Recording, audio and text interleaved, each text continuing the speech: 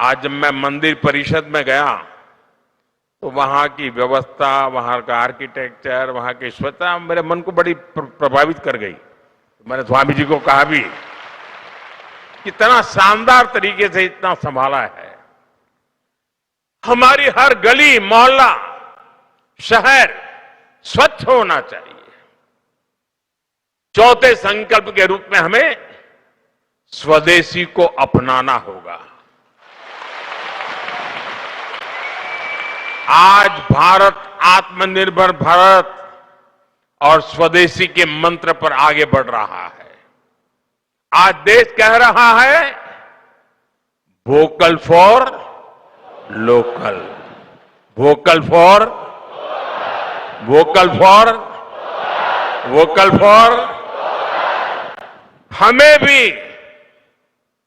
इस संकल्प को लेकर आगे बढ़ना है। साथियों, हमारा 5वां संकल्प होना चाहिए देश दर्शन। हमें देश के अलग अलग हिस्सों को जानने समझने का प्रयास करना चाहिए। छठे संकल्प के रूप में हमें नेचुरल फार्मिंग को अपने जीवन का हिस्सा बनाना चाहिए। हमारा 7वां संकल्प होना चाहिए कि हम हेल्दी लाइफस्टाइल को अपनाएंगे। हम श्री अन्न मिलेट्स अपनाएंगे और खाने में तेल की 10% मात्रा कम करेंगे। 8वें संकल्प के तौर पर हमें योग और खेल को अपनाना होगा। और 9वें संकल्प के रूप में हम किसी न किसी रूप में गरीब की सहायता करेंगे। अगर एक परिवार भी गोद ले लेना ना हम, देखते ही देखते हिंदुस्तान का रूप रंग बदल जाएगा। साथियों, हमारे मठ इस संकल्प को जन संकल्प बना सकते हैं। इस मठ का 550 साल का अनुभव हमें बताता है, परंपरा अगर जीवित रहे तो समाज आगे बढ़ता है। और परंपरा तभी जीवित रहती है जब वो समय के साथ अपनी जिम्मेदारी बढ़ाती है। इस मठ ने 550 वर्षों में समाज को जो दिया है, अब वही ऊर्जा हमें आने वाले भारत के निर्माण में लगानी है। साथियों, गोवा की इस भूमि का आध्यात्मिक गौरव जितना विशिष्ट है, उतना ही प्रभावी इसका आधुनिक विकास भी है। गोवा देश के उन राज्यों में से है जहां प्रति व्यक्ति आय सबसे ज्यादा है। देश के पर्यटन, फार्मा और सर्विस सेक्टर में इसका महत्वपूर्ण योगदान है। हाल के वर्षों में शिक्षा और स्वास्थ्य में गोवा ने नई उपलब्धियों को हासिल किया है।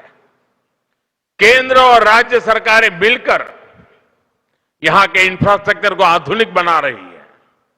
हाईवे, एयरपोर्ट और रेल कनेक्टिविटी के विस्तार से श्रद्धालुओं और पर्यटकों को दोनों के लिए यात्रा और भी सुगम हुई है। विकसित भारत 2047 के हमारे राष्ट्रीय विजन में पर्यटन एक प्रमुख हिस्सा है और गोवा इसका सबसे बड़ा उदाहरण है। साथियों, भारत आज एक निर्णायक दौर से गुजर रहा है। देश की युवा शक्ति, हमारा बढ़ता आत्मविश्वास और सांस्कृतिक जड़ों के प्रति हमारा झुकाव, ये सब मिलकर एक नए भारत का निर्माण कर रहे हैं। विकसित भारत का हमारा संकल्प तभी पूरा होगा जब अध्यात्म, राष्ट्र सेवा और विकास की तीनों धाराएं साथ चले। गोवा की ये भूमि और यहां का ये मठ उसी दिशा में एक महत्वपूर्ण योगदान दे रहे हैं। आज पूज्य स्वामी जी ने मेरे लिए बहुत सारी बातें बताई। बहुत सी चीजों के लिए उन्होंने मुझे क्रेडिट दिया।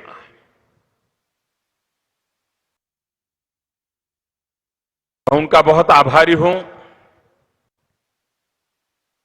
जो भावना उन्होंने व्यक्त की,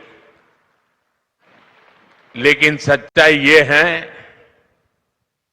ये जो कुछ भी है जिसे आप अच्छा मानते हैं, वो मोदी का नहीं, 140 करोड़ देशवासियों का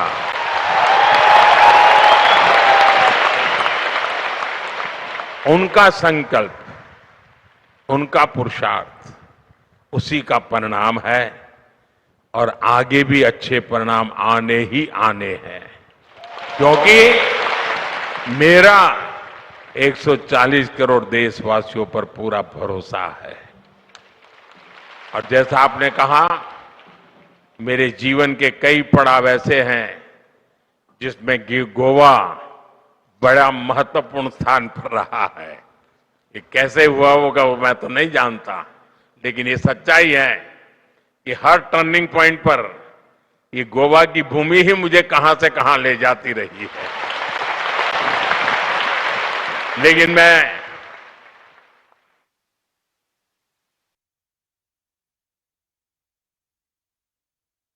पूज्य संत श्री का बहुत आभारी हूं। उनके आशीर्वाद के लिए मैं एक बार फिर आप सभी को इस पवित्र अवसर पर हृदय से बहुत बहुत शुभकामनाएं देता हूं। बहुत बहुत धन्यवाद।